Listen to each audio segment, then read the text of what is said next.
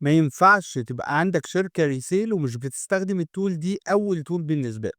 الtools اللي باتكلم عليها tools اللي ليها علاقة بالportals العقارية زي عقار ماب، property finder، OLX، بيوت وإلى آخره. الtools ديًّا في شركات الresale تأتي في المقام الأول قبل ميتا وقبل جوجل ads وقبل، وقبل، وقبل، فتأتي في المقام الأول. أو أي حاجة resale بتتباع على الportals العقارية أفضل حاجة.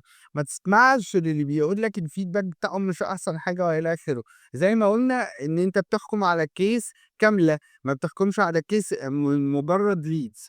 اللي هتلاقيه بيكلمك على الأمر دوًّا هو بيكلمك على leads استلمها من الtools ديًّا فما كانتش أحسن حاجة، فقرر إن الtool كلها مش شغالة كويس أو مش كويسة. بس actually الtools دي عظيمة لشركات الresale وليها بعض الحالات المعينة اللي بتكون عظيمة ليها، وبتساعد جدًا، جدًا، جدًا على closing الdeals أسرع بكتير جدًا، جدًا من أي platform غيرها.